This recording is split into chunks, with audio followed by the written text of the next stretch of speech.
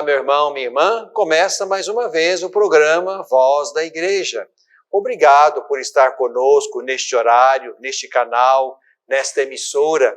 Vamos mais uma vez partilhar a nossa fé missionária na direção do Senhor Jesus Cristo, do seu reino, da plenitude que esperamos em Deus. Bebendo da Fonte é o primeiro bloco do nosso programa, onde mergulhamos na palavra de Deus contida na Sagrada Escritura. Estamos no mês de outubro, mês missionário, mês de Nossa Senhora Aparecida, mês de eleições aqui no nosso país, mês em que nós somos chamados, como sempre e a cada dia, a fazer-nos discípulos do Senhor Jesus. Fazei tudo o que Ele vos disser. Essa palavra de Maria nas bodas de Caná, essas palavras permanecem e nos colocam no seguimento, na escuta e na fidelidade ao seu Filho Jesus Cristo. Vamos então, mais uma vez, mergulhar na palavra de Jesus. Conhecer a Escritura é conhecer Jesus. Ignorar a Escritura é ignorar Jesus, como ensinava São Jerônimo. Vamos então partir do texto que vamos partilhar neste programa. Se você tem por perto a sua Bíblia, pode tomar. Estamos no capítulo 17 do Evangelho de Lucas, capítulo 17, versículos de 11 a 19. A caminho de Jerusalém, Jesus passava pelas regiões da Samaria e da Galileia. Num dia em que entrava num povoado, vieram ao seu encontro 10 leprosos. Eles pararam a certa distância e gritaram: Jesus, mestre, tem misericórdia de nós. Ao vê-los, Jesus disse: Ide mostrar-vos aos sacerdotes. E enquanto estavam a caminho, ficaram curados. Um deles, ao perceber que estava curado, voltou, glorificando a Deus em alta voz. Prostrou-se aos pés de Jesus e lhe agradecia. Era um samaritano. Então Jesus perguntou-lhe: Não foram 10 os curados? E os outros 9, onde estão? Não se achou senão este estrangeiro para voltar e dar glória a Deus? E disse-lhe: Levanta-te e vai, tua fé te salvou. Meu irmão, minha irmã, estamos lendo o capítulo 17 de São Lucas. Aqui nos encontramos com algumas sentenças iniciais neste capítulo 17. Depois chegamos ao texto em que também percebemos a potência da fé. Por isso também nós pedimos com os apóstolos da primeira hora: aumenta a nossa fé. E aqui se trata de um aumento qualitativo e não quantitativo, porque a fé é algo essencial e é algo potente que nos ajuda no caminho. Depois fomos também convidados a colocar-nos sempre em atitude de humildade no nosso trabalho, no reino e na obra de Deus, e concluir ao final da fadiga que somos simples servos e só fizemos o que nós tínhamos que fazer, e assim nos colocamos dentro da dinâmica da obra de Deus, reconhecendo que a obra é dele, a ação que nos ajuda a ir adiante é dele em nós, é o Espírito dele que nos capacita para a obra, e tendo feito bem, não fizemos mais do que aquilo que deveríamos ter feito. E chegamos então aqui na metade do capítulo 17, onde está este belo texto que nós ouvimos. Os 10 leprosos curados, e um deles, um samaritano, volta para reconhecer e agradecer a Jesus pelo milagre. Importante nos situarmos aqui no caminho, e é assim que começa o texto, a caminho de Jerusalém. Se recordam bem, lá no capítulo 9, Jesus toma a decisão de ir para Jerusalém. Já estamos caminhando então para o final deste itinerário. No capítulo 19, encontramos a entrada de Jesus em Jerusalém. Então foram 10 capítulos em que fomos com o Senhor no caminho. Então aqui, a caminho de Jerusalém, Jesus entra numa cidade, num povoado da Samaria, ali à distância, como deveria ser, porque o leproso não se aproximava do grupo, ele era proibido de conviver com as pessoas, quem tocasse neles ficavam impuros. Então o texto diz que à distância gritaram: Jesus, mestre, tem misericórdia de nós. E Jesus então dá um comando que pode parecer desconexo, mas o comando de Jesus de que eles fossem aos sacerdotes é para que de fato fossem reconhecidos curados pelas autoridades que estabeleciam a lepra e a cura dela. Eram sacerdotes que, reconhecendo lepra em alguém, estabeleciam a exclusão desta pessoa da comunidade. E eram eles também que, reconhecida a cura, o milagre, quase que impossível, mas eram eles então também que incluíam na comunidade aquele leproso curado, como percebemos em outros trechos. Importante aqui é que Jesus, portanto, não só quer que aqueles 10 experimentem a cura da sua lepra, que os tornava relegados, jogados, abandonados, excluídos, porque viviam nas cavernas, e quem quisesse deixava para eles alguma coisa para comerem, beberem e sobreviverem até que morressem. Então Jesus não só está preocupado com a cura da sua lepra, da sua doença na carne e na pele, mas também Jesus quer que aqueles sejam verdadeiramente incluídos, devolvidos à convivência. É por isso que Jesus os manda aos sacerdotes. E diz o texto que enquanto iam, se perceberam curados. E um deles volta para agradecer. Jesus, então, vai dizer que, de fato, foram 10 curados, um volta para agradecer, e este era um estrangeiro. E Jesus reconhece, portanto, a fé daquele homem. Levanta-te e vai, tua fé te salvou. A fé daquele homem foi capaz de levá-lo a Jesus. Jesus, mestre, aqui estamos diante de um título bonito, tem misericórdia de nós. A fé daquele homem o levou a Jesus. E é também essa mesma fé que faz com que o ato milagroso de Jesus possa, de fato, permanecer sobre ele, porque Jesus o manda levantar-se e ir, porque a fé dele o salvara. Aqui percebemos mais uma vez, na dinâmica da fé, o poder da fé, a potência da fé, fé em Jesus. Ele é o alvo da nossa fé. Ele é o autor e consumador da nossa fé, como lembra a carta aos Hebreus. Aqui, meu irmão, minha irmã, podemos alargar a compreensão de lepra e alargar também aquilo que Jesus pode fazer em nós. Jesus pode, e Ele somente, nos curar também das muitas lepras, daquelas que extrapolam a carne e a pele, das lepras que geram também entre nós muitos excluídos, abandonados, esquecidos pela igreja, esquecidos pelos governantes, esquecidos pelos mais próximos. Nós também vivemos muitas situações de segregação social, segregação cultural, segregação de toda ordem. Aqui nós precisamos olhar para Jesus, aprender de Jesus, nos permitir que Ele, Jesus, estabeleça entre nós relações novas, sadias, relações que nos ajudem, portanto, a olhar o irmão com outros olhos, a incluí-lo, a aceitá-lo, a estar com Ele, a nos fazer próximos.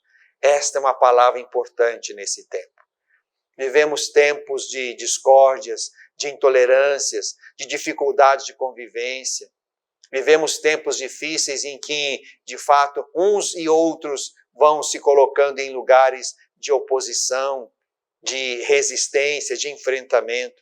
Precisamos ir a Jesus, encontrar-nos com Jesus, pedir a Ele também que tenha misericórdia de nós e nos ajude a reinventar o caminho, a retomar o caminho, e um caminho que se faz com Ele, pela fé nele, com fé nele, um caminho que nos permite levantar-nos e ir, mas levando-o conosco, de modo que os sentimentos dele estejam em nós.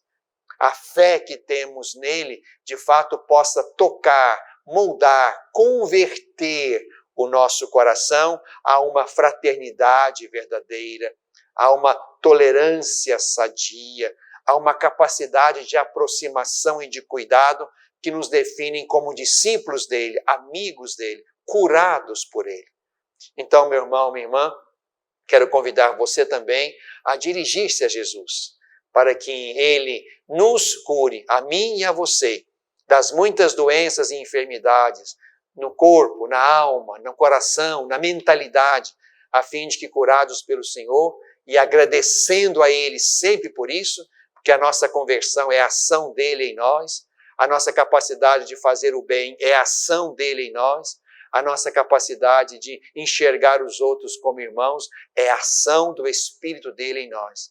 Peçamos a Ele, então, que, de fato, vá conosco e rendemos graças a Ele pelas muitas e belas conversões que já fizemos, por causa dele e pela ação dele em nós.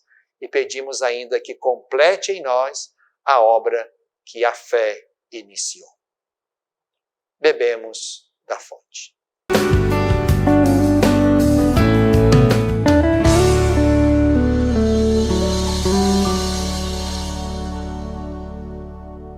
Olá, meu irmão, minha irmã, estou precisando da sua ajuda para que juntos possamos zelar pelas vidas dos idosos que estão lá no nosso lar dos idosos.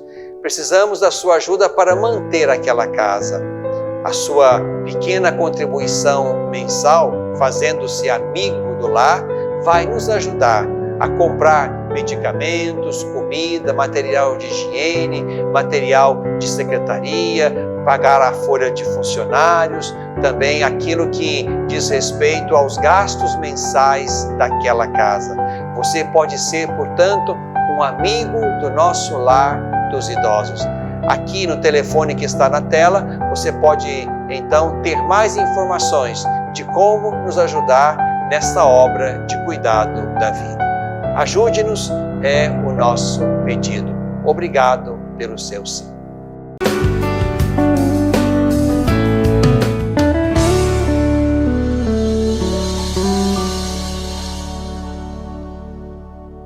No coração deste tempo, estamos no mês de outubro, mês missionário, mês de rezar pelas muitas vocações na igreja, mês também de compreender de novo que a nossa fé cristã é eminentemente uma fé missionária. Uma fé que nos fez encontrar-nos com o Senhor, amá-lo e, por isso, anunciá-lo com alegria. A nossa fé é uma fé missionária. Somos discípulos missionários, sempre e em toda parte. Nunca só discípulos, nunca só missionários. O discípulo que não se fez missionário é aquele que encontrou Jesus e o guardou para si. O missionário que não se fez discípulo é aquele que anuncia qualquer coisa ou qualquer mestre, porque é importante que esse missionário seja discípulo de Cristo. Portanto, discípulos missionários somos todos. E neste mês missionário, mais uma vez, o Papa Francisco nos envia uma mensagem pelo Dia Mundial das Missões, onde também somos convidados através de uma coleta que se faz no mundo todo, a colaborar com a missão neste grande planeta, onde o nome de Jesus e o seu mistério, o seu reino, o seu evangelho devem ser anunciados. Então, quero partilhar com você, nesse segundo bloco do nosso programa, trechos desta mensagem que o Papa Francisco escreve para o Dia Mundial das Missões. O Papa dá como título a essa mensagem: Sereis minhas testemunhas. O Papa divide a sua mensagem em 3 partes e vamos brevemente passar por elas. A primeira parte, o Papa apresenta como título: Sereis minhas testemunhas. O chamado de todos os cristãos a testemunhar Cristo. O Papa diz que Cristo é o primeiro enviado, isto é, o missionário do Pai, e como tal, Cristo é a testemunha fiel do Pai. Assim também, cada cristão é chamado a ser missionário e testemunha de Cristo. A igreja, comunidade dos discípulos de Cristo, não tem outra missão senão a de evangelizar o mundo. A igreja não tem outra missão senão a de evangelizar o mundo, de dar testemunho de Cristo. A identidade da igreja é evangelizar. Não podemos nos esquecer disto. A identidade da igreja é evangelizar. E o Papa vai dizer, nesta frase, sereis minhas testemunhas, que é de Jesus, ela está no plural. No plural para indicar o caráter comunitário da nossa vocação missionária. Anunciamos Jesus, somos testemunhas dele e damos testemunho dele. Mas fazemos isto não individualmente. A missão se realiza em conjunto. O Papa Francisco cita São Paulo VI, num texto belíssimo e sempre atual, chamado Evangelii Nuntiandi. É um texto que não pode deixar de ser lido por quem quer saber com profundidade o que seja evangelizar. Então, o Papa Francisco, citando São Paulo VI, ensina de novo: a evangelização nunca é para ninguém um ato individual ou isolado. Nunca é. É sempre um ato comunitário, onde o mais remoto pároco, catequista, pregador, realiza o seu ministério, onde se administra um sacramento, sozinho ou com uma única pessoa, sempre será um ato da igreja. E este gesto está em comunhão com a ação evangelizadora da igreja inteira. Por isso é importante nós não perdermos de vista, meu irmão, minha irmã, que aqui se assenta a nossa missão. A nossa missão, vivida eclesialmente, comunitariamente, é a missão de dar testemunho de Cristo, mas também de ser testemunhas de Cristo. São duas coisas que se ajuntam. Nós precisamos, lembra o Papa, ao mesmo tempo, precisamos de dar o nosso exemplo de vida cristã, e fazemos isso porque somos de Cristo, e fazemos, portanto, como Cristo, mas também precisamos anunciar Cristo. Aqui estamos diante exatamente do testemunho que nós podemos dar e da nossa identidade de testemunhas. A testemunha anuncia, e aquele que dá o seu testemunho, dá, portanto, o seu exemplo de vida. O Papa vai dizer, na evangelização, caminham juntos o exemplo de vida e o anúncio de Jesus. São dois pulmões com os quais cada comunidade respira para ser uma comunidade missionária. Esse é o primeiro ponto. Há um segundo ponto da mensagem que o Papa intitula assim: até os confins do mundo. A atualidade perene de uma missão de evangelização universal, até os confins do mundo. Aqui estamos diante da universalidade da missão. O Papa vai dizer que aqui se apresenta o movimento geográfico da missão, que vai de um ponto e se espalha a partir dele, como uma pedra que se joga no lago. Aquela pedra afunda e vai criando círculos que chegam às beiradas. Assim também é o movimento geográfico espiritual da missão. Nós não somos enviados para fazer proselitismo, mas para anunciar Jesus Cristo. O cristão não faz proselitismo. Por isso, a bela imagem da igreja em saída, que o Papa Francisco insiste tanto, é para nós importante e sempre oportuna. Mas há aqui, nesse segundo parágrafo do texto do Papa, algo que nos interessa grandemente. A indicação até os confins do mundo deve interpelar os discípulos de Jesus em todos os tempos, impelindo-os sempre mais a ir além dos lugares habituais. Repito, impelindo-os sempre mais a ir além dos lugares habituais. Não existe qualquer realidade humana que seja alheia à atenção dos discípulos de Cristo em sua missão. Nenhuma realidade pode ficar de fora. A Igreja de Cristo sempre esteve, está e estará em saída, rumo aos novos horizontes geográficos, sociais, existenciais, rumo a lugares e situações humanas fronteiriços. Isto é, onde houver alguém, onde houver um coração humano, ali precisa chegar o anúncio de Jesus e a missão dos discípulos. Ali precisa chegar a proposta de salvação que nós anunciamos no nome de Jesus. Esta é a segunda parte. E a última parte da mensagem do Papa tem como título: Recebereis a força do Espírito Santo. Deixar-se sempre fortalecer e guiar pelo Espírito. Recebereis a força do Espírito. Cristo ressuscitado, diz o Papa, prometeu também a graça para uma tão grande responsabilidade. A graça é exatamente a força do Espírito.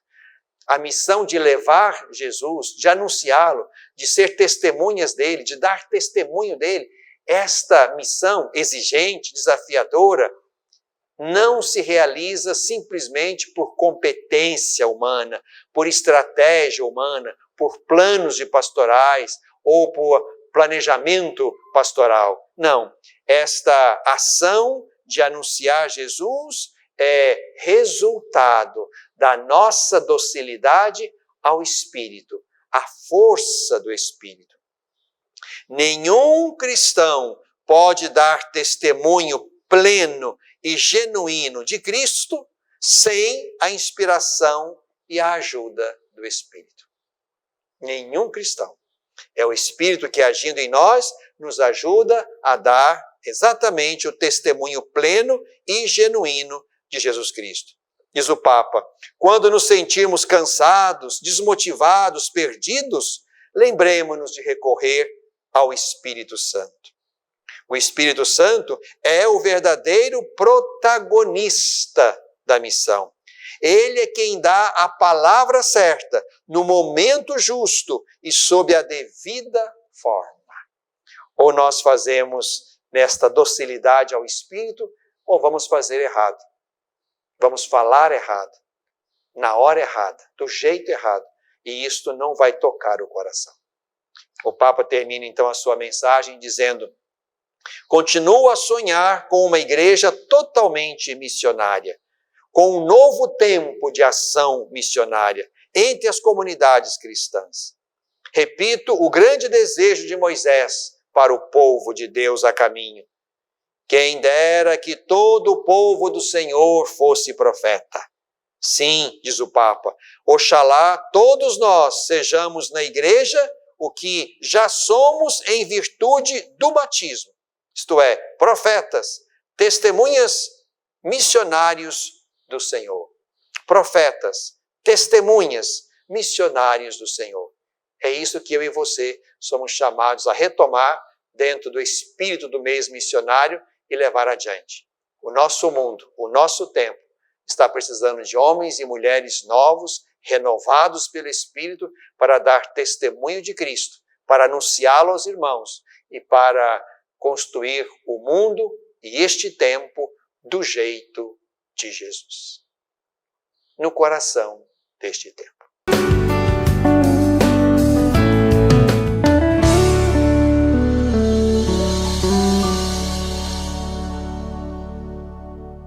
Olá, meu irmão, minha irmã, estou precisando da sua ajuda para que juntos possamos zelar pelas vidas dos idosos que estão lá no nosso lar dos idosos. Precisamos da sua ajuda para manter aquela casa. A sua pequena contribuição mensal, fazendo-se amigo do lar, vai nos ajudar a comprar medicamentos, comida, material de higiene, material de secretaria, pagar a folha de funcionários, também aquilo que diz respeito aos gastos mensais daquela casa. Você pode ser, portanto, um amigo do nosso lar dos idosos. Aqui no telefone que está na tela, você pode então ter mais informações de como nos ajudar nessa obra de cuidado da vida. Ajude-nos, é o nosso pedido. Obrigado pelo seu sim.